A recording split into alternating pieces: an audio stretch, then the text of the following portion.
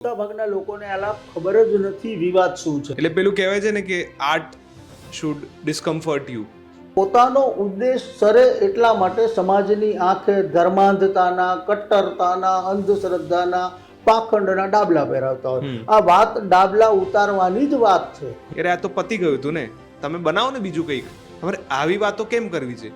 સ્થાપિત હિતોને ની આંખમાં કલાકાર ખૂંચતો હોય છે અને એનો સદીઓનો ઇતિહાસ છે.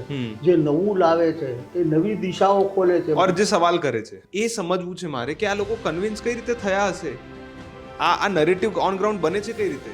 હિન્દુ ધર્મ ખતરામાં આવી જશે આવું જો કોઈ કહે છે ને તો એ તમને ગુમરાહ કરે છે. તમે ફિલ્મ જોયા વગર કઈ રીતે કહી શકો? ના તમે એનું ટ્રેલર આવ્યું છે, તમને ખાલી ખબર છે કે આ મહારાજ નવલકથા પર આધારિત છે. જાત ભાતના વિવાદો થાય છે. વિવાદો કરાવનારાઓનો પોતાનો એક હેતુ છે. મને લાગે છે કે આજના સમયમાં કરસનદાસ મૂળજી જેવા નાયકનો પરિચય થવો એ બહુ મોટું આશાનું એક કિરણ છે. આમિર ખાનનો છોકરો આમાં ના હોત ને તો કદાચ એટલો વાંધો ના હોત.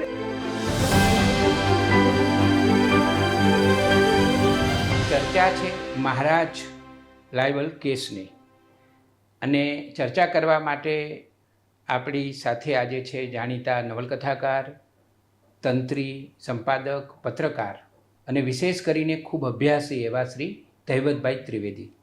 દૈવતભાઈ, તમારું સ્વાગત કરીએ છીએ.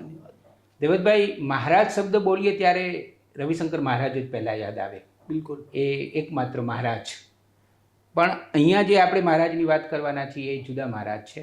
એ મહારાજ નામની નવલકથા 2013માં આપણા જાણીતા નવલકથાકાર સૌરભ શાહે લખી અને એના ઉપરથી ફિલ્મનું નિર્માણ થયું અને ફિલ્મ હવે રજૂ થવાની છે અને થોડીક ચર્ચા પણ થઈ રહી છે. એને હું વિવાદ શબ્દ કદાચ ન પણ વાપરું, કારણ કે આ એક જાતનું સંવાદ છે, કારણ કે છેવટે એમાંથી જ કંઈક પોઝિટિવિટી બહાર આવવાની હોય છે. અને જ્યારે 1855ના સમયગાળામાં આ વિવાદ થયો ત્યારે પણ એવું કહેવાતું હતું કે આ બધું નકારાત્મક છે, પરંતુ એનું પરિણામ તો હકારાત્મક જ આવ્યું હતું. એટલે આખી હકારાત્મક દૃષ્ટિકોણથી આપણે આજે આની ચર્ચા કરવાની છે. આ જે ચર્ચા કરવાની છે એના જે મુખ્ય નાયક છે એ તો કરસનદાસ મૂળજી છે.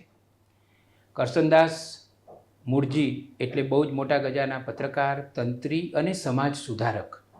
અને ધર્મમાં જે બધા પાખંડો ચાલતા હતા, જે ધર્મમાં બધું એવી નબળી બાબતો ચાલતી હતી, એની સામે તેમણે અવાજ ઉઠાવ્યો. અવાજ ઉઠાવ્યા પછી એવી આખી થોડા વર્ષો એવા આવ્યા કે કદાચ કોઈ વ્યક્તિ આત્મહત્યા કરી લે, કારણ કે ધર્મ એટલે સ્થાપિત હિતો. અને જે વૈષ્ણવ ધર્મ, પુષ્ટિમાર્ગી વૈષ્ણવ ધર્મમાં કેટલાક એવા હતા, ખાસ કરીને સુરતમાં જે એક જદુનાથ મહારાજ હતા, એમનું જે વલણ અને વર્તન હતું એ જરા જુદા પ્રકારનું હતું અને એ કરસનદાસ મૂળજીથી સહન ન થયું અને કરસનદાસ મૂળજીએ એના વિરુદ્ધમાં લેખો લખ્યા સત્યપ્રકાશમાં, પોતાના સામયિકમાં. અને પછી તો એમને દબાવી દેવા માટે, એમને ચૂપ કરવા માટે ખૂબ પ્રયત્નો થયા. સામ, દામ, દંડ, ભેદ બધા જ પ્રયત્નો થયા અને છેવટે તો એમની સામે એ વખતે મુંબઈમાં સુપ્રીમ કોર્ટ હતી. આખો કેસ લડાયો છે એ મુંબઈ સુપ્રીમ કોર્ટમાં લડાયો છે. તો મુંબઈની સુપ્રીમ કોર્ટમાં એમની સામે બદનક્ષીનો દાવો થયો 50,000 રૂપિયાનો, અને એ આખો કેસ ચાલ્યો. એ જે મહારાજ લાયબલ કેસ તરીકે આખા ભારતમાં નહીં, કદાચ વિશ્વમાં પણ એ જાણીતો બન્યો હતો. એની ખૂબ ચર્ચા થઈ અને ખૂબ જ એક મનોમંથન ચાલ્યું. મૂળ વાત તો એ હતી કે જે સ્થાપિત તત્વો હતા એ લોકો એનો વિરોધ કરતા હતા અને કરસનદાસ મૂળજીને મદદ કરનારા પણ ઘણા બધા લોકો હતા. અને છેવટે પરિણામ તો એ જ આવ્યું કે કરસનદાસ મૂળજી જીતી ગયા બદનક્ષીનો કેસ. અને એમને જે કોર્ટમાં જે ખર્ચ થયો હતો એ પણ જદુનાથને આપવો એવું કોર્ટે કહ્યું અને એક રીતે સુખરૂપ રીતે આખી વાત પૂરી થઈ. પછી 2013માં એના વિશે ગુજરાતી ભાષામાં નવલકથા લખાઈ. એ સૌરભ શાહ જે ખૂબ અભ્યાસી આપણા લેખક છે, એમણે આ નવલકથા લખી. ઉત્તમ નવલકથા લખાઈ છે અને આ નવલકથાને ગુજરાતી સાહિત્ય અકાદમીનું પણ પારિતોષિક મળ્યું. સુરતમાંથી નર્મદ જે આપણી સાહિત્ય સભા છે એ એવોર્ડ પણ એમને મળ્યો. પછી તો એનું નાટક પણ થયું આપણા મલ્હાર ઠાકર જે આપણા અત્યારે અભિનેતા તરીકે બહુ જ જાણીતા છે, તો એમણે પણ એમાં ભૂમિકા કરી. તો આ એક આખી વાત છે. પણ દૈવત હું કહું કે કરસનદાસ મૂળજી માત્ર આ એક કેસ તરીકે આપણે ઓળખીએ એ પણ કદાચ અપૂરતું છે. એ બહુ જ મોટા સુધારક હતા અને એમણે રાજકોટમાંથી તો વિજ્ઞાન વિલાસ નામનું એક સામયિક પણ પ્રકાશિત કરેલું. એના એક કર્મ વિશે એક નવલકથા લખાઈ અને એની ફિલ્મ થઈ. એના વિશે આજે આપણે ચર્ચા કરવાના છીએ. ચર્ચામાં હું નથી જોડાવાનો, દૈવતભાઈની સાથે આલાપ તન્ના જોડાવાના છે. આલાપ તન્ના ફિલ્મ મેકિંગ સાથે સંકળાયેલા છે અને તેમણે આ નવલકથા વાંચી પણ છે અને ફિલ્મ મેકિંગનો પણ એમનો અનુભવ છે. એટલે હવે આગળ આ ચર્ચા દૈવત ત્રિવેદીની સાથે આલાપ તન્ના કરશે. નમસ્તે, મારું નામ છે આલાપ અને હું ફિલ્મ મેકર છું. મહારાજ નવલકથાનો ચાહક પણ છું અને કદાચ દૈવતભાઈને પણ આજે જ્યારે નવલકથા વાંચી હશે ત્યારે બધાને ગમી જાય એવી નવલકથા છે. દૈવતભાઈ, તમે પણ સિનેફાઇલ છો, ફિલ્મોના ચાહક છો, એટલે કદાચ જ્યારે અનાઉન્સ થઈ હશે આ નવલકથા પરથી ફિલ્મ બનવા જઈ રહી છે ત્યારે પહેલું રિએક્શન શું હતું? બહુ જ એક્સાઇટેડ હતો, કારણ કે એના બે રીઝન. એક તો ગુજરાતી નવલકથા, ગુજરાતી નવલકથા ઉપરથી હિન્દીમાં ફિલ્મ બને આપણા બધા માટે ગૌરવની વાત હોય અને આપણી ઉત્સુકતા પણ હોય. બીજો મુદ્દો મહારાજ લાયબલ કેસ જેવો અત્યંત ચર્ચાસ્પદ અને જાણીતા કેસ ઉપરથી લખાયેલી નવલકથા. અને ત્રીજો મુદ્દો યશરાજ ફિલ્મ બનાવે છે કે જે હિન્દી સિનેમાનું અત્યારની તબક્કે સૌથી મોટું બેનર મનાય, કે જ્યાં કોઈ કચાશ નથી હોતી, દરેક પ્રકારે સજ્જ પ્રોડક્શન હાઉસ છે. તો એ જ્યારે આ ફિલ્મ બનાવશે તો એ કેવા કેટલી માતબર હશે, કેટલી સરસ રજૂઆત હશે, એવી ઉત્સુકતા સ્વાભાવિક રીતે મારા મનમાં હતી. દરેક પ્રકારની બાયોપિક હું જોવા ટેવાયેલો છું. સત્ય ઘટના ઉપરથી બનતી કોઈ પણ ફિલ્મ હું અચૂક જોતો હોઉં છું. પછી એક ફિલ્મ બોક્સ ઓફિસ ઉપર હિટ હોય કે ફ્લોપ હોય, ફિલ્મ સારી હોય કે ખરાબ હોય, હું જોઉં તો ખરો જ. એને પત્રકાર તરીકેના, એક લેખક તરીકેના ધર્મ તરીકે પણ હું જોઉં. એટલે મહારાજ ઉપરથી ફિલ્મ બની રહી છે એવું જ્યારે જાણવા મળ્યું ત્યારથી હું એના માટે બહુ એક્સાઇટેડ હતો કે સિનેમામાં આવે અથવા તો ઓટીટી ઉપર આવે, પણ એના માટે બહુ જ ઉત્સાહ હતો. હવે જે કંઈ થયું છે એ થોડું ક્ષોભજનક છે, પણ મને લાગે છે કે ફિલ્મ રજૂ તો થશે. દર્શક મિત્રોને એ પણ જણાવીએ આપના માધ્યમથી કે અત્યારે આ ફિલ્મ પર સ્ટે કેમ છે અને એ વિવાદ શું છે એના વિશે પણ થોડો પ્રકાશ પાડીએ. થોડોક વિવાદ, જે આમ જુઓ તો 150 વર્ષ પહેલા જે વિવાદ હતો એ જ વિવાદ છે.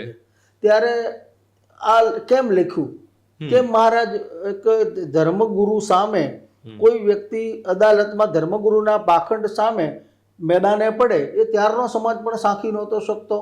આજનો સમાજ એના એ જ વાત જ્યારે ચિત્ર સ્વરૂપે આવી રહી છે, સિનેમા સ્વરૂપે આવી રહી છે, ત્યારે સાંખી નથી રહ્યો. બહુ જ આનંદની વાત અને નોંધપાત્ર કહેવાય એ છે કે સૌરભભાઈએ જ્યારે આ નવલકથા લખી ત્યારે આટલો વિરોધ નહોતો થયો, એ સ્વીકારવું પડે. એટલે મને આયરોનિકલી એ જ લાગે કે જ્યારે તમે ફિલ્મને સ્ટેની વાત કરો છો, ફિલ્મ રિલીઝ કરવા નથી માંગતા એની વાત થઈ રહી છે, તો જે પુસ્તક પરથી આ ફિલ્મ બની છે એ પુસ્તક તો અવેલેબલ છે, એ પુસ્તક સામે કોઈ કેસ નથી. એના માટે કારણ સૌરભભાઈ 1997થી એનું ખેડાણ એમણે શરૂ કરેલું. મેં તો બહુ શરૂઆતના એના હપ્તાઓ છૂટાછવાયા પણ મેં વાંચેલા. હા, કદાચ નવલકથા એમણે પૂરી લખી પણ નહોતી. કરેક્ટ. અને કેટલાક પ્રકરણો પ્રકાશિત થયેલા હતા. ત્યારથી હું આ નવલકથા માટે બહુ જ ઉત્સુક હતો. એટલે સૌરભભાઈ આમ તો બહુ જ રાહ જોવડાવી. હવે ફિલ્મ સુધી આવ્યા એટલે આ મહારાજ નવલકથા કેસ, લાયબલ કેસ અને સિનેમા, વાચક તરીકે, દર્શક તરીકે આપણી બહુ કસોટી કરી ધીરજથી. 97થી આ મામલો ચાલે, આજે 2024 આવ્યું અને દરેક તબક્કે કંઈક ને કંઈક એમાં અડચણો આવી. પણ 2013માં જ્યારે આ નવલકથા પબ્લિશ થઈ ત્યારે એ નવલકથાને બહુ જ હુંફાળો આવકાર મળ્યો છે. હમણાં રમેશભાઈ પ્રસ્તાવના બાંધી ત્યારે જે એમણે વાત કરી કે નવલકથાને એના ઇનામ અકરામ પણ મળ્યા છે. નંદશંકર મહેતા મેડલ પણ સૌરભભાઈને આના માટે મળેલો છે. એટલે ત્યાં સુધીનું વાતાવરણ અને 2014 પછી 24 આજે 10 વર્ષમાં જે માહોલ બદલાયો છે, હું નથી માનતો કે સૌરભભાઈ પોતે આ સંજોગોમાં અત્યારના માહોલમાં નવલકથા લખી શકે. કદાચ બીજા કોઈ કે લખી હોત ને તો પણ વિરોધ કરનારામાં સૌરભભાઈ પોતે હોત, કારણ કે એમની છાપ અત્યારે એ પ્રકારની છે. એમણે પોતે પક્ષીઓ મરે તો મરે, હિન્દુઓએ ઉત્તરાયણ ઉજવવી જોઈએ એ પ્રકારના જાહેર વિધાનો કરે છે. એટલે હવે એમને પોતાને જ આ જે માહોલ સર્જાયો, જે માહોલ સર્જવામાં એમની પણ ભૂમિકા રહી છે, એ જ માહોલ અત્યારે એમને નડી રહ્યો છે. એટલે આ વિરોધ થવો એ એટલું જ બતાવે છે કે 1861માં જે પ્રજાકીય માનસિકતા હતી એ 2024માં પણ છે.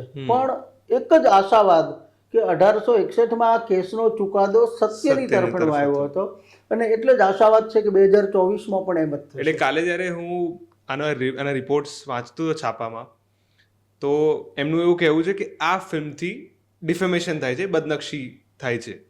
એ વખતે પણ આ જ હતું, બદનક્ષીનો જ મુદ્દો. અને કોર્ટે કહ્યું કે બદનક્ષી નથી, બિલકુલ નથી. કારણ કે આ કોઈ બહુ જ સ્પષ્ટતાપૂર્વક સૌરભભાઈએ ત્યારે કીધેલું હતું, નવલકથામાં છે અને આજે પણ કહી રહ્યા છે કે આમાં ક્યાંય વૈષ્ણવ ધર્મની વાત જ નથી, પુષ્ટિ માર્ગ સંપ્રદાય વિશે કોઈક પણ ઘસાતો શબ્દ નથી. જે કથાના જે પ્રોટાગોનિસ્ટ જેને કહીએ ને આપણે સિનેમાની ભાષામાં, જદુનાથ મહારાજ, એન્ટાગોનિસ્ટ, એન્ટાગોનિસ્ટ, એ એન્ટાગોનિસ્ટ જે છે જદુનાથ મહારાજ, એ જદુનાથ મહારાજના પાત્ર, એમના વ્યક્તિત્વ, એના પાખંડ, એની સામે વાત છે. જદુનાથ મહારાજ એ કોઈ વૈષ્ણવ ધર્મ ન હોઈ શકે, એ દરેકે સમજવું પડે. અને હિન્દુ ધર્મ તો અત્યંત વિશાળ છે, સનાતન ધર્મ.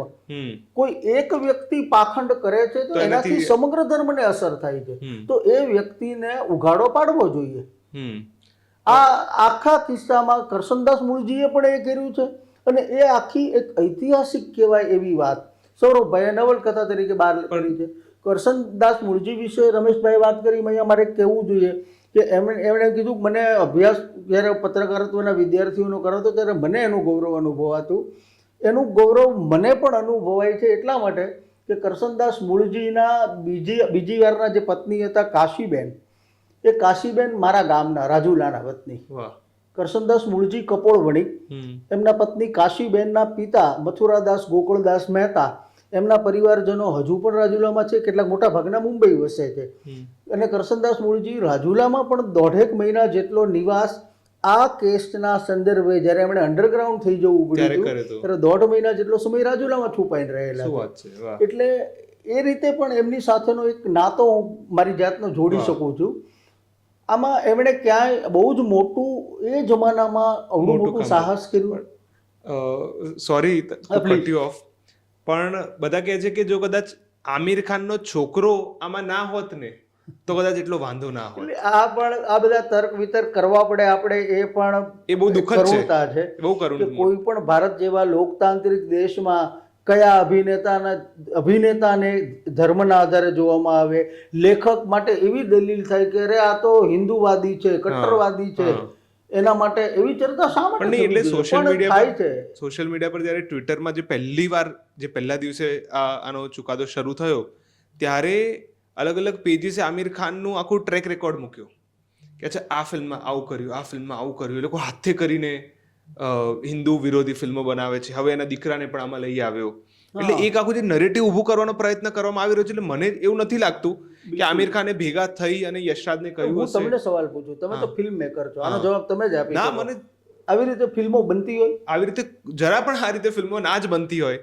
અને એ એક ડેફિનેટલી કાસ્ટિંગ પ્રોસેસ રહી હશે, એક ડિરેક્ટોરિયલ વિઝન રહ્યું હશે, સ્ટુડિયોનું વિઝન રહ્યું હશે, અને એ કદાચ આમિર ખાનનો છોકરો આ પાત્ર સારી રીતે નિભાવી શકશે એવો ડિરેક્ટરને વિશ્વાસ બેઠો હશે. બીજું આમાં લેખકની શું ભૂમિકા હોય? કાસ્ટિંગમાં લેખકની કોઈ ભૂમિકા ના હોય. બિલકુલ. રાઇટ્સ આપી દીધા પછી સ્ટુડિયોને જે કરવું એ કરે. એવી દલીલ થાય કે આમિર ખાન આવું બને, આમિર ખાનની આમાં કોઈ ભૂમિકા હોઈ શકે? જરા પણ ના હોય. એટલે કાલે અમે જ્યારે ચર્ચા કરતા હતા તો આ જ વાત નીકળી કે આમિર ખાનના દીકરાના કરિયરને આમિર ખાન સાથે જોડવાનો મતલબ જ નથી. બિલકુલ સાચું.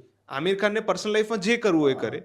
હવે એનો દીકરો કાલ ઉઠીને કંઈ પણ કરશે, શું તમે દર વખતે એને પોતાના એના પપ્પા સાથે જોડશો? એટલે આમિર ખાનના ત્રાજ કાટલાથી એને તોડવામાં આવે તો એ લાઈફમાં કંઈ નહીં કરી શકે, અને એ બહુ અયોગ્ય છે. એના માટે એ કદાચ તમે એ લેન્સથી ના જ જોઈ શકો. મોટા ભાગના લોકોને આલા ખબર જ નથી વિવાદ શું છે. હા, એ પણ બહુ મોટી વાત છે. હમ્પી ડીચ આપણી પેલી કહેવત છે ને, એ પ્રમાણે હિસ્સોમાં બધા જ આગે સે ચલી આતી હે. ક્યાંથી આવી છે શું આવી છે કોઈને ખબર નથી. ગઈકાલે વડોદરામાં મોટી રેલી નીકળી વૈષ્ણવોની, અને એમાં જે દલીલો થઈ એ દલીલો કેટલી બધી હાસ્યાસ્પદ હતી. મતલબ કે એમણે એવી દલીલ કરી કે ગૂગલ ઉપર મુકાયેલી ખોટી માહિતીના આધારે સૌરભ શાહે આ નવલકથા લખી છે જે સત્યથી વેગળી છે. મતલબ કે એમને ખબર જ નથી કે નવલકથા શું છે, મહારાજ લાયબલ કેસ શું છે. બીજી દલીલ એવી થઈ છે કે 150 વર્ષ જૂની વાત છે, એને અત્યારે ચૂથવાની શું જરૂર છે? શા માટે આવી? આ છે ને સાદત હસન મંટોનું એક બહુ જ જાણીતું વિધાન છે. મંટો બંડખોર લેખક તરીકે બહુ વિખ્યાત. એમની વાર્તામાં વેશ્યાનું ચરિત્રણ આવે અને વ્યાપક પ્રમાણમાં આવ્યું. એના સામે સમાજમાં એ સમયે પુષ્કળ વિરોધ થયો, કેસ પણ થયેલા. એના જવાબમાં અદાલતમાં મંટોએ એક સવાલ કરેલો હતો કે સમાજમાં વેશ્યાનું અસ્તિત્વ હોય એની સામે તમને વાંધો નથી, મારી વાર્તામાં વેશ્યા આવે ત્યારે તકલીફ પડે છે. આ સવાલનો જવાબ એક પણ સરકાર, એક પણ કાયદો, એક પણ સમાજ આજ સુધી આપી શકે. દંભની વાત છે ટૂંકમાં કે તમારે વાત નહીં કરવી. 1861 હોય તો શું 2024 આવા પાખંડ નથી થતા? છેલ્લા 10 જ દિવસના અખબારો તમે ઉથલાવો, ધર્મગુરુઓના આવા કિસ્સાઓની ભરમાર. કદાચ આપણા રાજ્યના જ એવા કિસ્સા આપણને ગુજરાતની જ વાત કરીએ, છેલ્લા 10 જ દિવસ, હું તો છેલ્લા 2 દિવસની વાત, કોઈ પણ દિવસનું છાપું તમે ઉઠાવશો આવો એક કેસ જોવા મળશે, પણ આપણે છેલ્લા 10 દિવસ એટલે સમાજમાં આવી ઘટનાઓ ત્યારે બનતી હતી, આજે બને છે. એ સમયે કોઈકે તો એની સામે લાલ બત્તી ધરવી પડે, કોઈકે તો એ પાખંડોને ઉજાગર કરવા પડે. એ પાખંડ ઉજાગર કરશનદાસ મૂળજીએ જે તે સમયે કર્યા અત્યંત બહાદુરી ભર્યું કૃત્ય. એમણે જે બહાદુરી દર્શાવી એ સૌરભભાઈ એને યથાતથ નવલકથામાં ઢાળીને રજૂ કરી. ફિલ્મ મેકર એનું કામ કરશે તો આ દરેક સમયે દરેક પેઢી પોતાની રીતે આ કામ કરતી રહે એ જરૂરી છે. અને પ્રસ્તાવનામાં એમણે લખ્યું પણ છે કે આના રિસર્ચ દરમિયાન મુંબઈ સમાચારમાં પડેલા એકચ્યુઅલ સત્યપ્રકાશના અંકો એમણે વાંચ્યા, જોયા. એમણે પુષ્કળ મહેનત કરી છે. પુષ્કળ મહેનત કરી છે. મહેનતુ પત્રકાર તરીકે પંકાયેલા છે. અમારી પેઢી માટે તો રમેશભાઈને તો સમકાલીન કહેવાય, પણ અમારા જેવી પેઢી તો એમની બધાની મહેનત જોઈને શીખી છે કામ કરતા. એટલે આ નવલકથા પાછળ એમણે સખત મહેનત કરી છે. પણ આ પ્રકારની ઘટનાઓ છે ને એ આવું થવું જોઈએ, આ કામ થવા જોઈએ. આ આપણા આયુર્વેદ એવું કહે છે કે આપણા શરીરમાં ઝેરી તત્વો વધી જાય એનાથી બીમારી આવતી હોય. ઝેરી તત્વો મતલબ શરીર માટે હાનિકારક. તો શું કરવાનું? તમને બીમારી તો નથી આવી, તો બીમારી આવતા પહેલા એનું વમન કરાવે આયુર્વેદ. આવી ઘટનાઓને લોકો સમક્ષ મૂકવી ગમતું નથી કોઈને, પણ એ શરીરની તંદુરસ્તી માટે જેમ વમન કરવું પડે છે એમ સમાજની તંદુરસ્તી માટે પણ આવી ઘટનાઓ બહાર આવે એ બહુ જરૂરી છે. એટલે પેલું કહેવાય છે ને કે art should discomfort you. Art કદાચ તમને હંમેશા એન્ટરટેનમેન્ટ માટે જ, એનું ફક્ત એ જ એનો પ્રયોજન નથી. તો જ્યારે હંમેશા સિનેમાને એવું ઘણીવાર કહેવામાં આવે છે, જેમ તમે એવું સરસ વાત કરી કે તમે 150 વર્ષ જૂની વાત કેમ મૂકી? ત્યારે આ તો પતી ગયું હતું ને, તમે બનાવો ને બીજું કંઈક, તમારે આવી વાતો કેમ કરવી છે? તો આર્ટને હંમેશા એક રીતે જ જોવામાં આવે છે. અને આપણે ફિલ્મની વાત કરીએ તો ફિલ્મમાં જે આ OTT પર છે એટલે આમાં સેન્સરની જરૂર નથી, પણ આજે સ્ટેની વાત થઈ, કાયદાકીય વાતો થઈ રહી છે, અને મેં જ કહ્યું છે કે તમે આ બધા વિષયોને ના અડો. આ કહેવાની શું જરૂર છે? એ વિશે આપનું શું માનવું છે? જો એવું સમાજને દરેકને ગમતા કેટલાક સ્થાપિત હિતોને માફક આવે એવા જ વિષયો લેવા, આવું તો દબાણ હંમેશા રહ્યું છે. લેડી ચેટરલીઝ લવર્સ નામની D.H. લોરેન્સની વાર્તા ઉપર પણ પ્રતિબંધ લાગેલા હતા. ચાર્લ્સ ડિકન્સની ડેવિડ કોપરફિલ્ડ એને ખ્રિસ્તી ધર્મ અને ચર્ચની સત્તા સામેના બંડ તરીકે જોવામાં આવી હતી, એના ઉપર પણ પ્રતિબંધ લાગ્યા હતા. એટલે આ દરેક સમયે સ્થાપિત હિતોને ની આંખમાં કલાકાર ખૂંચતો જ હોય છે, અને એનો સદીઓનો ઇતિહાસ છે. જે નવું લાવે છે એ નવી દિશાઓ ખોલે છે, જે સવાલ કરે છે, જે બારી ખોલે છે, નવી સવારની જે બારી ખોલે છે ને, એ સમાજના કેટલાક હિતોને હંમેશા કઠે. એટલે આ બનવાનું જ છે. આમાં તો એક બીજો સવાલ થાય છે કે તો પછી મુસ્લિમો વિશે કેમ નથી બોલતા, મુસ્લિમો વિશે કેમ નથી લખાતું? તો આનો સીધો સાદો જવાબ એ છે કે એ લખાય, કેમ ન લખાય? ચાર્લી હેબ્ડો જેવા ઇલસ્ટ્રેશન મેગેઝિન ઉપર હુમલા થતા હોય, વિશ્વવ્યાપી એની નિંદા થઈ છે, ભારતમાં થઈ છે, ને થવી જ જોઈએ, કડકપણે થવી જોઈએ. બકરી ઈદમાં બકરી કાપવાની હિંસા થાય છે જે બિલકુલ ઇરરિલેવન્ટ છે. જે તે સમયે હોઈ શકે તો એની પણ નિંદા થવી જોઈએ, પણ એનો મતલબ એવો નથી. આ વોટ એબાઉટરી નો મામલો છે કે પેલું હિન્દી ફિલ્મ દીવારનો જાણીતો ડાયલોગ છે ને, જાઓ પહેલે ઉસ આદમી કી સાઈડ લેકે આઓ. મતલબ મારા કરતૂતો છુપાવવા માટે તમે એમનું પણ બતાવો, હું બીજાની ઉપર ઢોળવાની કોશિશ કરું તો આ કેમ નહીં? આ પેલી બાળ મંદિરના છોકરા જેવું છે કે એક વાતો કરતો એટલે બેન એને ખીજાય એટલે કે બેન પહેલોય વાત કરે છે, એટલે આ પહેલો કરે કે ના કરે તું બંધ કર પહેલા. હા, તો એ જ રીતે જદુનાથ મહારાજ પણ દોષિત દોષિત થયા જ હતા. હા, ભલે સજા નથી થઈ, સજા જેલમાં- નથી થઈ, હા. પણ એ સાચા નથી. હા, એ તો આ સાબિત બદનક્ષ થયું. એ તો સાબિત થયું જ બિલકુલ હતું. સાબિત થયું છે. એના પછી પણ જે આ એક નરેટિવ બનાવવામાં આવે છે કે આ આખા સમાજ વિરોધી ફિલ્મ છે. આ સમાજ ફિલ્મ ક્યારેય સમાજ વિરોધી હોઈ ન શકે. આમાં તમને ગમે છે અથવા નથી ગમતું. મને તો મારો પ્રશ્ન એવો છે કે આ જે નરેટિવ્સ બને છે જનમાનસમાં, કાલે 2000 લોકોએ જે બાઇક રેલી કાઢી, હવે એ સમજવું છે મારે કે આ લોકો કન્વિન્સ કઈ રીતે થયા હશે, આ નરેટિવ ઓન ગ્રાઉન્ડ બને છે કઈ રીતે? એનું કારણ થોડીક માનસિકતાનો છે. લોકોના મનમાં તમે દરવાજા બંધ કરી દો, ડાબલા પહેરાવી દો, એટલે ડાબલા પહેરે બળદ, ઘાંચીનો જે બળદ છે, ઘાણીનો જે બળદ, એ બળદે ડાબલા પહેરેલા હોય, કારણ કે એને ગોળ ગોળ જ ફરવાનું છે. એને એમ લાગે છે હું ફરું છું કે ત્યાં નો ત્યાં જ હોય છે. એ ડાબલા પહેરાવવા સમાજને, કેટલાક લોકો સમાજને આવા ડાબલા પહેરાવવાનું કામ કેટલાક લોકો કરતા હોય, કેટલાક સ્થાપિત હિતો કરતા હોય, જેના બહુ બધા રાજકીય ઉદ્દેશો હોય. એ પોતાનો ઉદ્દેશ સરે એટલા માટે સમાજની આંખે ધર્માંધતાના, કટ્ટરતાના, અંધશ્રદ્ધાના, પાખંડના ડાબલા પહેરાવતા હોય. આ વાત ડાબલા ઉતારવાની જ વાત છે. જદુનાથ મહારાજ નામના એક વ્યક્તિએ પુષ્ટિ માર્ગના નામે લોકોના મનમાં જે ડાબલા પહેરાવ્યા હતા, એ ડાબલા કરસનદાસ મૂળજીએ ઉતાર્યા. એ આખી વાતના ડાબલા ઉતાર્યા સૌરભભાઈએ નવલકથા લખીને. હવે એ જ સૌરભભાઈ આજે જ્યારે જુદી રીતે લોકોને ડાબલા પહેરવાનું કામ કરતા હોય, ત્યારે સ્વાભાવિક છે કે એ કવિ ન્યાય થયો છે એમની સાથે, આ કે એમના જ કામનો વિરોધ થવા લાગ્યો. હકીકતમાં એ પણ ખોટું કરે છે કે જ્યારે લોકોને ડાબલા પહેરાવે છે.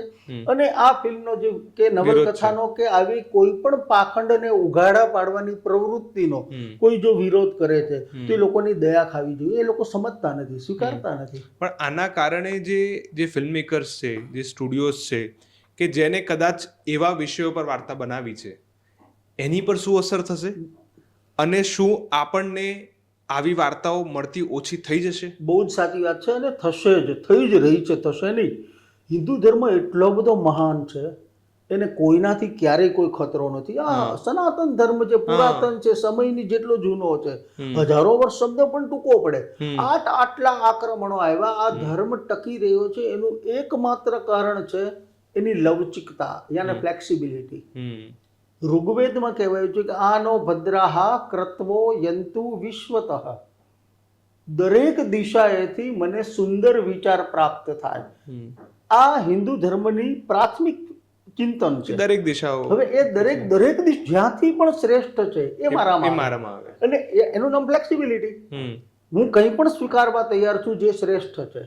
તો એ શ્રેષ્ઠતાને ચકાસવા બીજું એક સરસ ઉદાહરણ તમને આપું કે આપણી ફિલોસોફી શું છે, આપણી શિક્ષણ પદ્ધતિ શું છે. ગુરુ શિષ્યને પૂછે છે, આ વેદમાં છે, શિષ્ય ગુરુને સવાલ કરે છે કે બ્રહ્મ શું છે. ગુરુ જવાબ નથી આપતા, સીધું નથી કહી દેતા કે આ બ્રહ્મ. એટલે ગુરુ વળતો સવાલ કરે છે કે આકાશ બ્રહ્મ છે. એટલે શિષ્ય વિચાર કરે છે, પછી કે ના, આકાશ બ્રહ્મ નથી, નેતિ. સંસ્કૃતમાં નેતિ, ન ઈતિ, એ નથી. પૃથ્વી બ્રહ્મ છે. ગુરુ બીજો સવાલ કરે છે, એટલે શિષ્ય ફરીથી વિચાર કરે છે, ફરીથી જવાબ આપે છે કે ન ઈતિ, પૃથ્વી પણ બ્રહ્મ નથી. પાણી બ્રહ્મ છે, હવા બ્રહ્મ છે, વૃક્ષ બ્રહ્મ છે. ગુરુ સતત સવાલો કરે છે, શિષ્ય પોતાની જાતે વિચાર કરતો જાય છે, જવાબ આપતો જાય છે, ન ઈતિ, ન ઈતિ, ન ઈતિ. આ હિન્દુ ધર્મની મહાનતા છે. સીધો જવાબ ક્યાંય નથી. તમે સવાલો કરો, સવાલો કરવાની આઝાદી છે, સંશય કરવાની આઝાદી છે. શંકા કરો, શંકા કરશો એમાંથી તમે નવું પામશો. વિસ્મય કેળવવાની આઝાદી છે હિન્દુ ધર્મમાં. અને એ જ રીઝન છે નેતિ માં નરસિંહ મહેતાએ પણ ગાયું છે, નેતિ નેતિ જ્યાં વેદ કહે છે, મારું મનડું ત્યાં જાવા ચાહે છે, હું તો મંદમતી. આ એક ભજન છે. આ હિન્દુ ધર્મનો પાયો છે, અને એ પાયો ક્યારેય હચમચવાનો નથી. સમયની સાથે એ ઉત્તરોત્તર મજબૂત થવાનો છે. આવો એક કેસ, આવું એક પુસ્તક, આવી એક નવલકથા હિન્દુ ધર્મને હચમચાવી જશે, હિન્દુ ધર્મ ખતરામાં આવી જશે, આવું જો કોઈ કહે છે ને તો એ તમને ગુમરાહ કરે છે. તો હવે આજે કદાચ જ્યારે આપણે વાત કરી રહ્યા છીએ ત્યારે આજે ફરી આ કેસની સુનાવણી થવાની છે, અને આશા રાખીએ કે આ ફિલ્મ જલ્દી બહાર આવે, બહુ જ. જેથી મને સર બીજો પ્રશ્ન હંમેશા એ થાય કે ઘણીવાર તમે ફિલ્મ જોયા વગર કઈ રીતે કહી શકો, ના તમે એનું ટ્રેલર આવ્યું છે ના એનું પોસ્ટર બહાર આવ્યું છે, તમને ખાલી ખબર છે કે આ મહારાજ નવલકથા પર આધારિત છે, એના આધારે તમે આ ફિલ્મ રજૂ થવી જ ના જોઈએ. એ જે એક્સ્ટ્રીમિસ્ટ અપ્રોચ છે એ કેટલો યોગ્ય? બહુ જ આઘાતજનક બાબત છે. પહેલી વાત તો એ કે આપણા જાણીતા લેખક બહુ જ લોકપ્રિય જય વસાવડાએ થોડા દિવસ પહેલા એવું સ્ટેટસ મૂકેલું હતું કે 1861માં જેનો કોર્ટે ચુકાદો આપ્યો છે કે આ બદનક્ષી નથી, એની સામે હવે કોર્ટ ના પાડે છે, પ્રતિબંધ મૂકવાની વાત મોટી છે. આયરની છે. આપણે એમ કે આગળ જઈએ છીએ કે પાછળ જઈએ છીએ, તો આ સવાલ બહુ વાજબી છે. અને જે લોકો તમે કીધું ફિલ્મ જોઈ પણ નથી એ પહેલા પણ આ છે ને વિરોધ કરવાનો ચાળો એક દુકાન છે એક પ્રકારની, એની દુકાનમાં બાકીના લોકો સમજ્યા વગર જોડાઈ જાય છે. અત્યારે જ્ઞાતિવાદના નામે, ધર્મના નામે, પંથના નામે જાત ભાતના વિવાદો થાય છે. વિવાદો કરાવનારાઓનો પોતાનો એક હેતુ છે, પોતાનો એક સ્વાર્થ સમાયેલો છે. લોકો, મેં તમને આપણે શરૂઆતમાં જ કીધું કે કેટલાક લોકો એવું માને છે કે ગૂગલ ઉપરની માહિતી લખાયેલી, જ્યારે કે ગૂગલ ત્યારે પેદા નહોતું થયું જ્યારે સૌરભભાઈ આના વિશે લખવાની શરૂઆત કરેલી. જે અત્યારે વિરોધ થઈ રહ્યો છે એમાં કે બદનક્ષી થઈ રહી છે, એ સત્ય સ્વીકારવા તૈયાર નથી. જે કદાચ આપણી સામે છે, પબ્લિક ડોમેનમાં છે, એની વાત થયેલી છે, તો એ કદાચ તમે નહીં સ્વીકારો એનાથી જદુનાથ મહારાજ થયા જ નહીં એવું તો સાબિત નહીં થાય. બિલકુલ. એ અનફોર્ચ્યુનેટ છે કે કદાચ એ સ્પેસિફિક પંથમાં, એ સ્પેસિફિક પ્રેક્ટિસમાં એવા એક સમયમાં એવા એક મહારાજ થયા જે કદાચ 300, 400, 500 વર્ષના ઇતિહાસના પરિપ્રેક્ષમાં જોઈએ તો બહુ નાની વાત છે. અને જે કદાચ એ ઘણા બધા સંપ્રદાયમાં, ધર્મમાં એ કદાચ મળશે જ. તો એના કારણે તમે જે એને રોકવાની વાત છે કે આવું થયું જ નથી, આ બદનક્ષી છે, એ મને લાગે છે કદાચ એ સમાજ માટે બહુ ઉપયોગી, સમજણ વગરનો આક્ષેપ છે. એમને ખબર જ નથી કે વાત શું છે.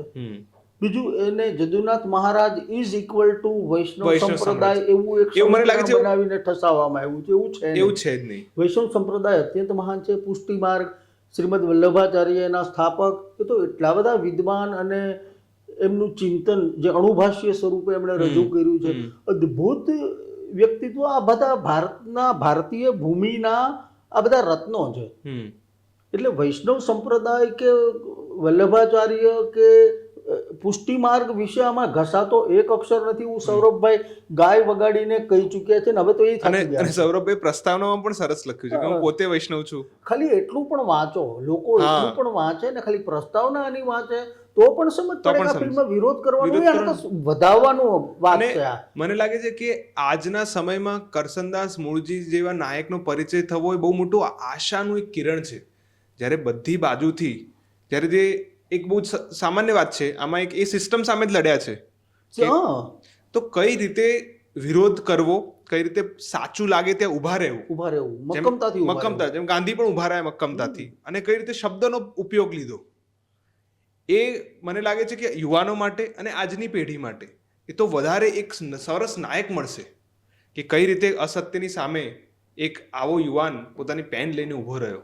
અને એની વાત છે, ના કે તમારા એક મહારાજ જે થઈ ગયા, બિલકુલ એને નીચે પાડવાની વાત છે. કોઈ એક મહારાજ કે વૈષ્ણવની મહારાજ પરંપરાની વિરુદ્ધની વાત જ નથી. વૈષ્ણવ પરંપરામાં હું એવા કેટલા મહારાજોને ઓળખું છું કે જે પ્રખર વિદ્વાન છે, જેમની વિદ્વતા અત્યંત ઊંચી કક્ષાની છે, એવા મહારાજો. પણ એકાદ મહારાજનો જો આવો કેસ હોય તો સમાજને લાલ બત્તી ધરવી એ લેખકની ફરજ છે, એક પત્રકારની ફરજ છે, જે કરસનદાસ મૂળજીએ દાખવી. તમે કીધું કે આવા સમયે સત્યની પડખે ઊભા રહેવું જોઈએ, કે એને અંગ્રેજીમાં પેલું કહેવાય છે ને કે the silence of good people causes the rise of an enemy. Correct. તો આમાં પ્રજા તરીકે એક બાજુ વિરોધ થઈ રહ્યો છે, બીજી બાજુ આપણે એક નાગરિક તરીકે શું કરી શકીએ? નાગરિક તરીકે અત્યારે આપણે જે વાત કરીએ છીએ આ જ કરવી જોઈએ, પણ એ જાહેર મંચ ઉપર, જાહેર માધ્યમમાં વધુ ને વધુ લોકો સુધી પહોંચે ત્યાં સુધી કે ડાબલા છોડો. હિન્દુ ધર્મ અત્યંત મહાન છે, તમારે એની ખતરામાં હોવાની ચિંતા કરવાની કોઈ જરૂર નથી. આ મોહમ્મદ બિન કાસિમ આવ્યો, તલવારોથી કંઈક એને સોની ભીની કરી આ ધરતીને. મોહમ્મદ અલાઉદ્દીન ખિલજી આવ્યો, ગઝની આવ્યો, ગોરી આવ્યો. હિન્દુ ધર્મ આજે પણ અડીખમ ઊભો છે, હજારોના અને વર્ષ પછી પણ હંમેશા. અડીખમ ઊભો છે. એનો ડર રાખ્યા વગર ખરા અર્થમાં હિન્દુ બનો, દરેક સહિષ્ણુ બનો. દિશાએથી સારા વિચારો પ્રાપ્ત કરવાનો પ્રયત્ન કરો. હમ બસ આ જ કહેવું જોઈશે. ખૂબ સરસ વાત કરી દૈવતભાઈ. આશા રાખીએ કે આ ફિલ્મ આપણા સુધી પહોંચે, આપણને ખબર પડે કે આ ફિલ્મ કોઈ પર્ટિક્યુલર સમાજ, ખાસ કરીને વૈષ્ણવ સમાજની વિરુદ્ધમાં નથી, એમની કોઈ પણ પરંપરા કે એમના કોઈ પણ બદનક્ષીના ઈરાદાથી બનાવેલી બિલકુલ ફિલ્મ નથી. નથી. સૌરભભાઈએ મહારાજ લાયબલ કેસ જે બ્રિટિશ અદાલતમાં જે તે સમયે 1856 થી 5 વર્ષ જેટલો સમય એ કેસ ચાલ્યો. એ કેસ કરનાર હતા કરશનદાસ મૂળજી, જે બહુ મોટા સમાજ સુધારક હતા, પત્રકાર હતા. અને રમેશભાઈએ જે પ્રસ્તાવનામાં એમના વિશે વાત કરી એ બહુ મોટા એક અત્યંત ક્રાંતિકારી પત્રકાર, ક્રાંતિકારી સુધારક કહેવાય. એ જમાનામાં આજથી 150 વર્ષ પહેલાં એ માણસે વૈજ્ઞાનિક અભિગમ કેળવવાના પ્રયાસો કર્યા.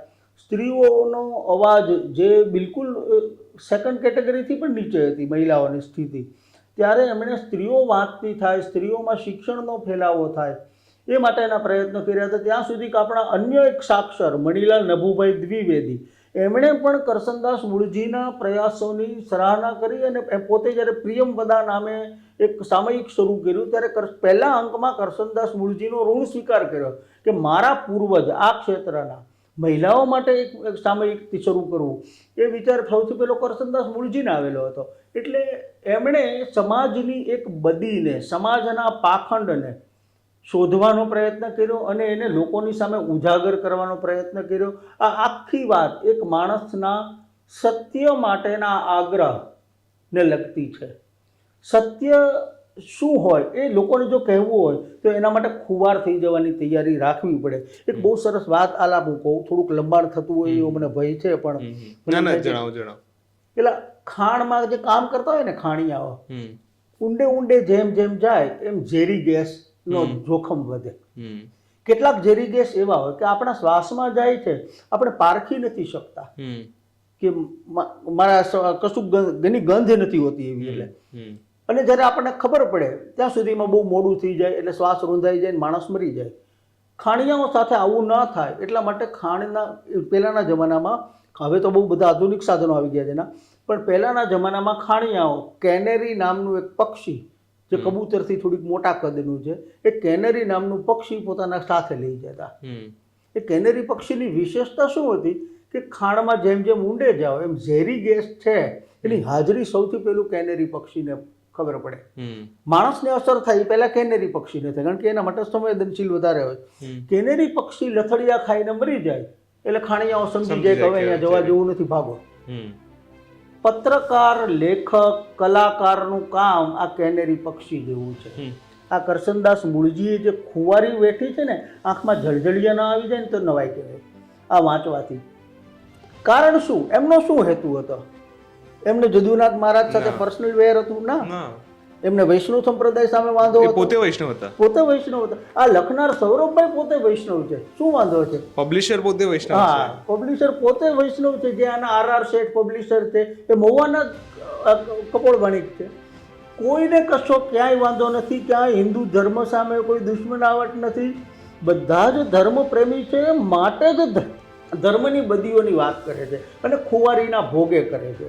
માટે આ નવલકથા હું તો માનું છું કે દરેકે આ વાંચવી જોઈએ અને ફિલ્મને વિરોધ, પ્રતિબંધ તો છોડો, આને વધાવવી જોઈએ. ફિલ્મને વધાવવી જોઈએ. સ્વસ્થ સમાજ માટે જો આવી ફિલ્મો બનશે, આપણા સુધી પહોંચશે, તો જ એક સ્વસ્થ અને સહિષ્ણુ સમાજનું નિર્માણ કરી શકીશું. બિલકુલ. ખૂબ ખૂબ આભાર દૈવતભાઈ, આજે તમે અમારી સાથે જોડાવ્યા અને સરસ નવલકથા અને નવલકથા પર બનેલી ફિલ્મ મહારાજ ફિલ્મ વિશે વાત કરી. ખૂબ ખૂબ આભાર દર્શક મિત્રો.